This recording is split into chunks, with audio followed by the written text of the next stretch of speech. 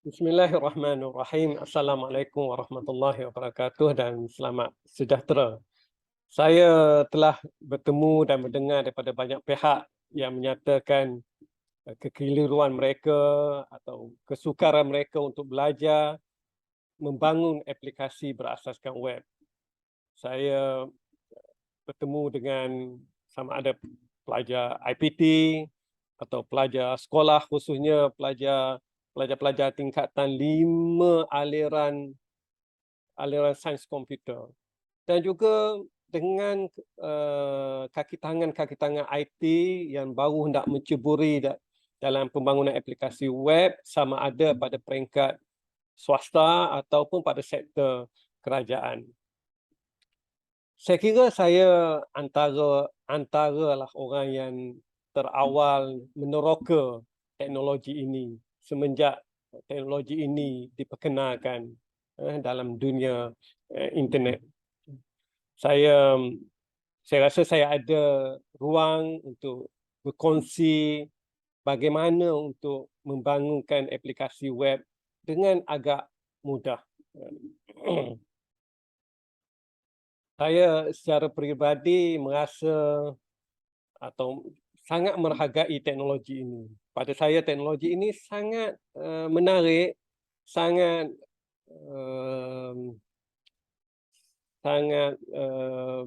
istimewa, kan, kerana kepada mereka yang berada pada generasi sebelum web, kan, pada masa tersebut pembangunan aplikasi ini, kalau kita bangunkan satu aplikasi dalam mesin Macintosh, kan, ianya hanya untuk Macintosh. Kita tak boleh run dia, tak boleh execute dia dalam mesin Windows atau mesin Linux. Dia sangat dependent kepada sejenis mesin sahaja, kan. Tetapi teknologi web ni berlainan, iaitu menimbulkan rasa seronok apabila membangunkan aplikasi berasas web. Kerana dengan pembangunan aplikasi berasas web ni, kita bangun satu pada satu tempat, ianya boleh diakses oleh semua jenis mesin, semua jenis komputer, sama ada mesin tu mesin Macintosh ataupun mesin berasaskan Windows ataupun mesin berasaskan Linux. Malah sekarang ni semua mobile device kita, sama ada Android, Apple iOS, Windows Mobile, kan. Malah kalau kita ada TV Android pun kita boleh akses aplikasi yang berasaskan web. Jadi saya berharap saya boleh berkongsi dan insya-Allah saya rasa proses membangunkan aplikasi berasas web ni tidak sukar, insya-Allah mudah, walaupun agak banyak juga komponen yang perlu dipelajari untuk membangunkan aplikasi berasaskan web. Dan saya harap semua pihak, sama ada di IPT, di sekolah ataupun di sektor awam atau sektor swasta, boleh manfaatkan siri tutorial ini. Saya kepada sekolah, kepada pihak sekolah, sama ada pelajar ataupun kepada guru-guru, kaedah saya ni sedikit berlainan dengan apa turutan buku teks, kan. Dalam pengalaman yang agak lama ni, saya mendapati antara benda asas yang perlu ditekankan ialah HTML, CSS, kan. Berbeza sedikit dengan buku teks. Buku teks, saya merujuk kepada buku teks aliran sains komputer tingkatan 5, ya. Kan. Dalam buku teks tingkatan 5 aliran sains komputer, pengatur caraan berasaskan web, topik untuk HTML dan CSS-nya diletakkan di bahagian yang hampir akhir. Saya akan letak di awal. Saya akan binakan foundation yang kukuh di sana dan saya kira itu akan banyak memudahkan. Juga mungkin berbeza sedikit pendekatan yang saya akan gunakan. Contohnya dalam JavaScript, falsafah saya suka bermula dengan yang paling mudah dan dibina daripada itu. Contohnya bermula dengan pemboleh ubah, kemudian operasi-operasi mudah, dan kemudian terus membina aplikasi-aplikasi mudah menarik dan nampak kegunaan dia. Dia akan cepat menarik minat kepada pelajar-pelajar. Dalam bahagian pertama klip ini, siri ini, saya akan mulakan dengan konsep asas terlebih dahulu, konsep asas pembangunan aplikasi web, dan kemudian sedikit motivasi untuk menarik minat kenapa kita boleh bangunkan aplikasi web dengan menarik dan dengan agak mudah. Dan yang ketiga, saya akan memberi sedikit keterangan terhadap flow yang saya akan gunakan untuk tutorial ini dan siri 1 sehinggalah siri-siri seterusnya. Okey, saya bermula dengan apa itu aplikasi web. Walaupun ramai yang sudah mengetahuinya, saya beri konsep saya dan saya meletakkan konteks tutorial ini. Saya dengan secara mudah pada saya aplikasi web ni untuk mudah faham ialah homepage. Homepage yang tradisional. So di mana bila kita bina homepage, kita letak kandungan kita letak maklumat kita, dan maklumat tu boleh diakses oleh semua orang sebagaimana laman web yang lain kan. Cuma yang membezakan dengan aplikasi web, bila kita sebut aplikasi web, dianya sebentuk laman web, sebentuk bentuk homepage, cuma dia ada elemen dinamik dan interaktif. Dinamik tu maksud dia kalau pengguna satu melihat, dia mendapati kandungan yang sesuai dengan dia. Pengguna yang kedua melihat, dia akan mendapat kandungan yang berlainan dengan dia. Gambar rajah yang di atas ni, aplikasi web online banking, bank Islam kan. So bila saya akses dia, maka dia memberi maklumat berkenaan dengan diri saya, berapa baki duit saya dalam akaun, berapa kalau dan sebagainya yang berkaitan dengan diri seseorang tu kan. Kalau orang lain pula buka, dia akan dapat maklumat mengenai diri mereka. Itu dynamic sifatnya. Yang kedua, interaktif. Interaktif tu kita boleh berhubung dengan aplikasi tu.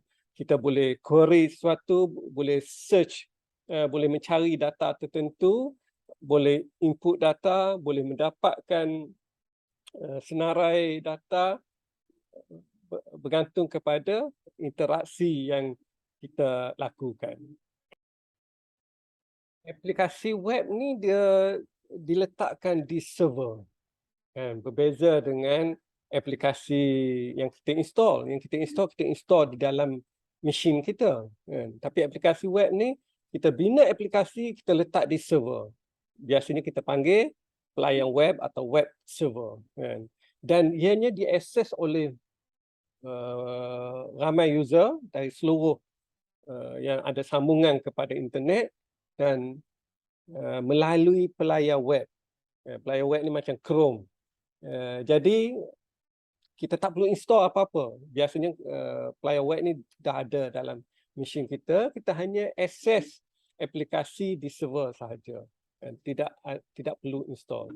Dan biasa juga aplikasi web ni dia ada selain pada kita letak aplikasi tu boleh berhubung dengan database. Jadi kita boleh manipulate database tu, sama simpan data, dapatkan data dan sebagainya. Untuk membangunkan aplikasi web ni biasanya kita menggunakan beberapa teknologi lah kan. So antara teknologi yang biasa kita dengar ialah HTML, CSS.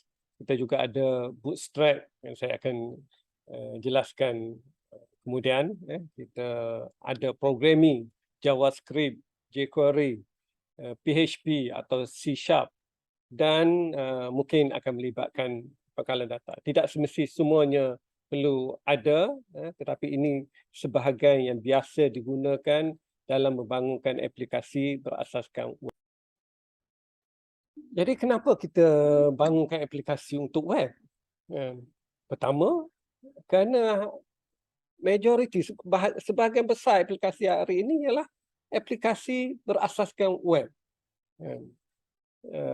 Berbeza dengan masih ada aplikasi yang kita perlu install atau kita panggil desktop application lah, kan. Tetapi kebanyakan sudah beralih kepada web. Jadi bila majoriti aplikasi web, maka majoriti user juga berharap aplikasi itu berasaskan web. Jadi kalau kita nak bina aplikasi, lebih baik kita bina yang berasaskan web. Okey, yang kedua yang saya cerita di awal tadi yang saya kira sangat menarik minat saya ialah kerana ianya cross platform. Cross platform tu macam yang saya sebut di awal tadi, kita bina di satu tempat tak boleh diakses oleh pelbagai mesin, pelbagai komputer, pelbagai mobile device dan dengan hanya membina pada satu tempat saja. Dan lain-lain selain itu, banyak kebaikan, banyak keistimewaan dia. So antaranya ialah dia mudah diselenggarakan. Kalau aplikasi yang kita kena install, aplikasi desktop kan. Kalau kita nak letak pada satu komputer, kita kena install. Kita nak letak, kalau kita ada makmal, kita ada 20 komputer, kita kena install pada 20 komputer, satu demi satu. Dan kalau aplikasi itu ada penambahbaikan, ada upgrading, kan, kalau aplikasi itu dia upgrade, so kita kena install semula pada semua mesin tu. Tetapi tidak aplikasi berasaskan web. Sebab aplikasi berasaskan web, bila kita buat penambahbaikan, kita hanya buat penambahbaikan di satu tempat, di server. Secara automatik semua pengguna akan dapat aplikasi yang baru yang terkemas kini. So saya kira sangat menarik. Tidak perlu install aplikasi. Walaupun install aplikasi ini biasanya mudah, tapi tidak semua orang rasa mudah. Ada yang nak install tu agak sukar, ada kena setting sesuatu. Tapi tidak, pada aplikasi web kita dah tak perlu install. Dengan itu komputer kita pun tak perlu storan yang besar. Cukuplah hanya untuk letak web browser. Dan biasanya semua mesin hari ini dah ada web browser, kan. Yang selain daripada itu ialah aplikasi web ni, bila kebanyakan aplikasi ni aplikasi web, jadi pembangun aplikasi pun banyak pembangun aplikasi untuk web. Jadi dan komuniti pembangun aplikasi telah menyediakan banyak kemudahan. Mereka berkongsi antara satu sama lain, sampai berkongsi source code atau berkongsi cara nak buat sesuatu dengan lebih mudah, lebih menarik, kan. Jadi komuniti itu dah jadi ada satu komuniti yang sangat memudahkan. Dan satu lagi last point saya tentang kelebihan aplikasi web ni ialah sekarang ni saya sebut aplikasi web tu boleh akses dari mobile device. Itu tak ada masalah, kan. Cuma sebahagian daripada pengguna ni dia nak juga kalau boleh aplikasi mobile. Tadi aplikasi web yang boleh diakses daripada mobile. Ada orang aplikasi web yang boleh diakses daripada mobile kita tak boleh letak di Play Store. Jadi ada pengguna dia hendakkan aplikasi mobile yang boleh download daripada Play Store dan sebagainya. Poin yang saya nak sebut di sini ialah dengan menggunakan teknologi aplikasi web juga, kita boleh convert menjadi aplikasi mobile dengan mudah.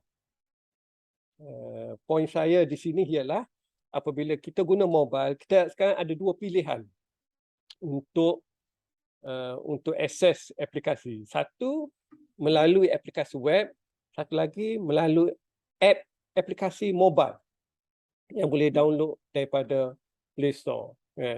Dan kelebihan aplikasi web ni ialah kita selain daripada dia boleh jadi aplikasi web macam kita sebutkan sekejap tadi, ia juga pada masa yang sama dengan buat sedikit adjustment, kita boleh convert dia jadi aplikasi mobile yang boleh letak di Play Store dan user boleh install dari mana-mana. menggunakan teknologi aplikasi web yang convert jadi aplikasi mobile ni, salah satu kebaikan dia ialah dia juga cross platform. Maksud dia kita buat aplikasi tu, mobile aplikasi tu untuk Android, dia juga pada masa sama boleh digunakan melalui Apple iOS dan sebagainya. Saya kira itulah pada saya ianya sangat menarik. Berikut ialah antara cadangan saya apa yang akan dipelajari dalam tutorial yang saya akan buat dalam beberapa siri. So antaranya biasalah yang HTML, CSS, JavaScript, PHP, database dan yang nak saya belajar. Yang saya warna putih tu sekadar saya nak membezakan. Yang ni saya cadang untuk cover yang tulisan berwarna putih tu. Dan Bootstrap, jQuery, JavaScript, web service. Cuma yang tu tidak masuk dalam kurikulum sekolah. Dan kurikulum sekolah tak cover Bootstrap, jQuery dan web service. Walaupun begitu, saya rasa masih boleh dimanfaatkan. Sebab Bootstrap ni dia sebenarnya lebih kurang CSS. Cuma dia lebih mudah daripada CSS, lebih menarik daripada CSS. Maksud dia kita tetap belajar CSS. Jadi untuk buat persembahan yang lebih menarik, kita mungkin sebahagiannya pakai Bootstrap. Bootstrap ni dia macam shortcut kepada CSS. Begitu juga dengan jQuery. jQuery ni sebenarnya JavaScript. Tetapi ianya JavaScript yang dipermudahkan. Misalnya kalau tulis dalam JavaScript, kita mungkin makan 10 baris. Dengan jQuery mungkin hanya 1 baris atau 2 baris untuk buat perkara yang sama. Kita akan lihat nanti. Dan begitu juga dengan JavaScript web service. Ada sebab tertentu, ada keistimewaan tertentu yang saya kira walaupun tidak di-cover di dalam silibus sains komputer tingkatan 5, namun saya kira dia masih boleh dimanfaatkan khususnya dalam membuat projek pelajar. Okey. Jadi perkara yang pertama saya cadang untuk cover seperti saya sebut tadi, asas utama kepada pembangunan aplikasi web ni HTML. Sekali lagi walaupun ianya mudah tapi ianya sangat penting. Jadi asas ni perlu dikuasai dengan baik sebab kemudian apabila belajar CSS, belajar JavaScript, ianya sangat bersandar kepada HTML. Jadi penguasaan pada HTML tu perlu dilakukan. So apa yang HTML ni dalam konteks pembangunan aplikasi web? HTML ni dia nak meletakkan konten, meletakkan kandungan dalam aplikasi web. Meletak apa tu kandungan? Kandungan tu merujuk kepada message kita sama ada dalam bentuk teks, audio, video, grafik. Kalau anda nak letak semua perkara tersebut dalam kandungan web, kandungan aplikasi web, kita akan gunakan HTML. Sama ada nak buat dalam bentuk jadual dan sebagainya atau bentuk borang form, kita akan pakai HTML. Itu tujuan HTML. Sangat mudah, tapi sangat penting untuk pembangunan aplikasi web. Okey, kedua CSS. So HTML ni hanya letak kandungan. Kandungan yang diletakkan tu sangat plain. Dan kandungan tu saya sebut tadi dalam bentuk teks, mungkin dalam bentuk ada bullets, point form, ada bentuk image. So kalau lihat, kalau lihat pada gambar rajah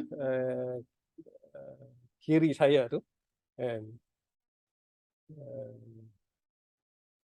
kalau lihat pada gambar rajah saya merujuk kepada gambar rajah ni yang tanpa CSS, anda cuba lihat dia sangat plain pengatur caraannya walaupun boleh letak image tapi dari segi teksnya macam itulah bentuk dia. Tapi kalau anda perhatikan yang sebelah dengan CSS, ianya digayakan dalam bentuk tertentu. Itu tugas CSS. Presentation, persembahan kepada kandungan tu. gaya kandungan tu, kita akan gunakan CSS. Ataupun contoh yang satu lagi saya kira sangat menarik, button. Kan. So yang atas tu button yang hitam putih saja tu, itu HTML saja. Dengan CSS kita boleh memperbaiki persembahan button tu kan, dia jadi lebih menarik, lebih contemporary, lebih friendly pada user, lebih atraktif kepada user. Itu dengan CSS. Kita akan apa yang nak panggil, kita mempergayakan kita punya kandungan kandungan HTML kita. Okey, so apa itu Bootstrap? Sebagai contoh, yang ini CSS, yang latar belakang gelap tu, tu CSS. Dalam CSS ni kita sebut tadi tugas CSS untuk memberi gaya, membuat presentation kepada konten tu. So untuk membuat presentation tu kita akan buat arahan atau format demi format. Kita akan tulis arahan demi arahan lah kan.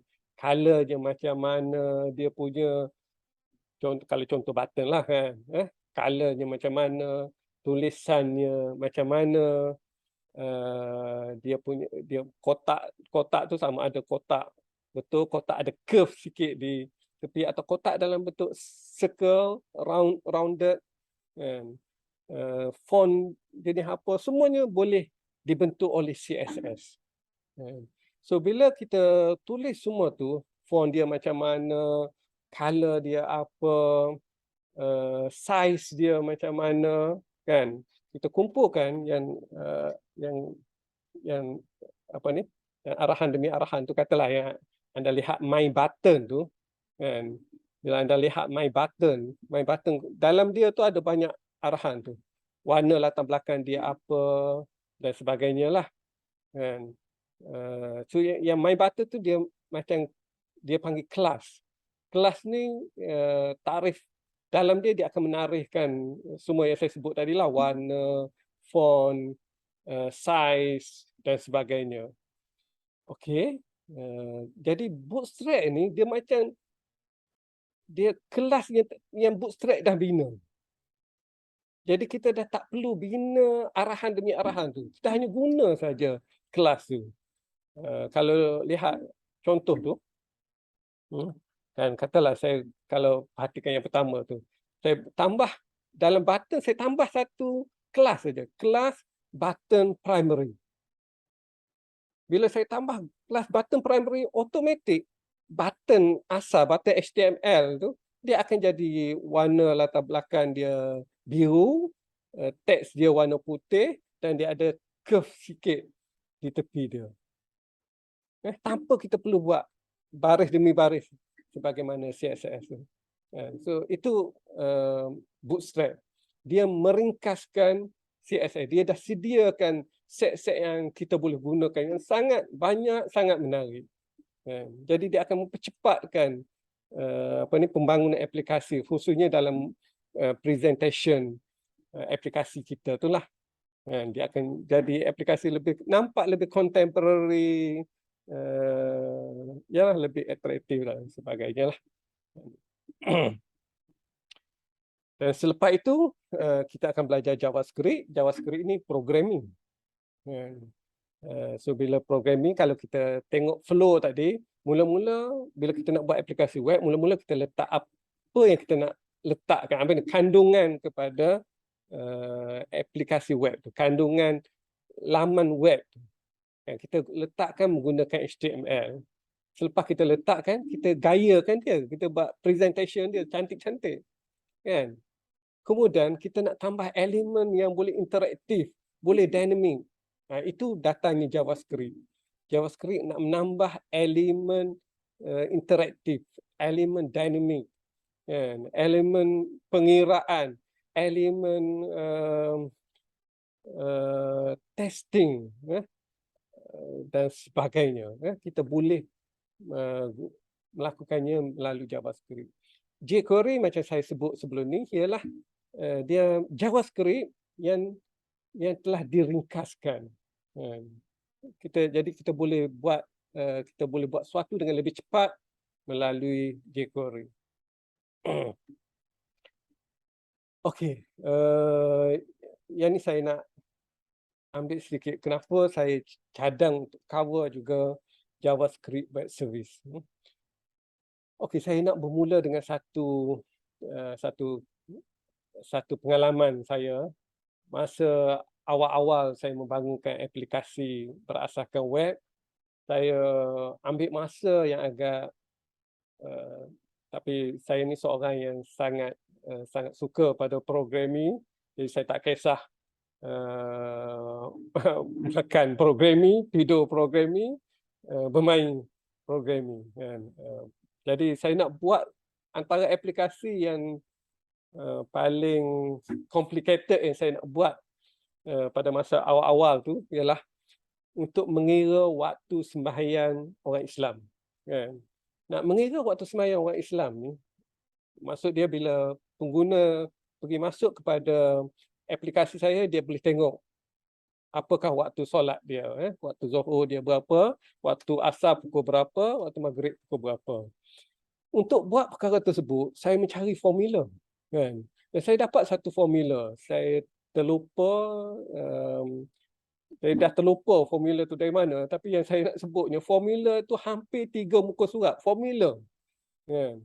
Dan formula tu melibatkan longitude, latitude, sin, cosine, tangent, yang inverse tangent tu saya pun dah terlupa dah kan. Kemudian kena buat cross table dan sebagainya. So hampir 3 muka surat dan complicated formula tu kan.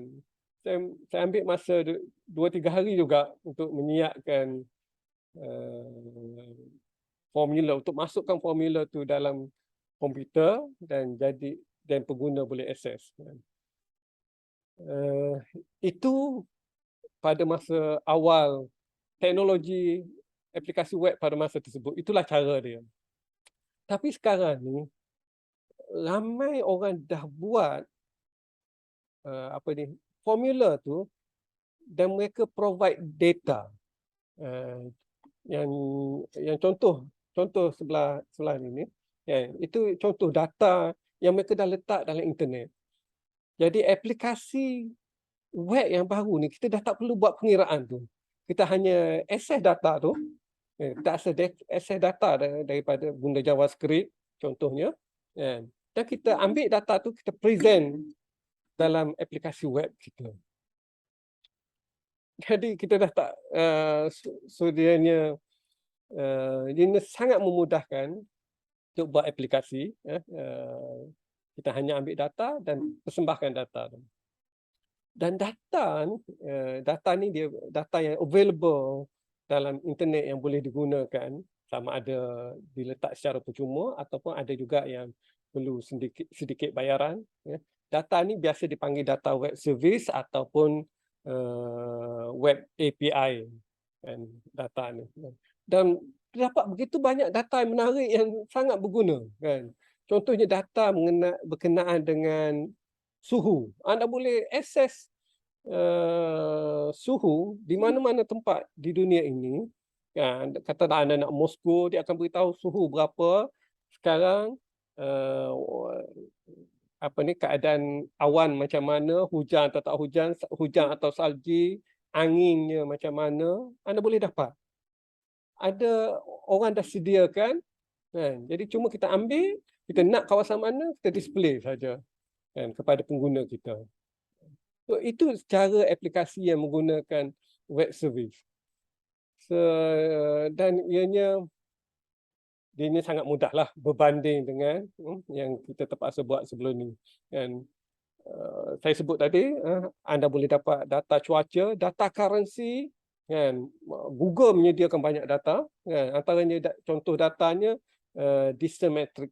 Distance metric ni kita masuk 2 tempat, dia akan beritahu berapa jarak dia, berapa expected travelling time, kan. Dan kalau Google ni dia dah ambil kira traffic jam dan sebagainya. So begitu banyak data, Jadi ini juga saya kira sangat menarik untuk dipelajari. Okey, PHP, minta maaf. Okey, PHP ni macam JavaScript dari segi fungsi dia lah. Fungsi dia macam JavaScript untuk menjadikan web page kita lebih dynamic, lebih interaktif. Cuma yang beza dia sedikit, PHP ni dia execute sebelah web server. JavaScript dia execute sebelah client, sebelah browser. Kan. So dia ada kelebihan kekurangan tertentu kan. Satu lagi biasanya PHP ni dia dah buat supaya boleh access database. Biasanya database kita letak di sebelah dekat dengan web server atau boleh diakses melalui web server. Dan kemudian database. Dengan menggunakan PHP, kita boleh akses database dan yang menariknya dalam IT ni ada begitu banyak database, sama ada high-end database untuk simpan data, jutaan data ataupun low-end yang percuma dan sebagainya.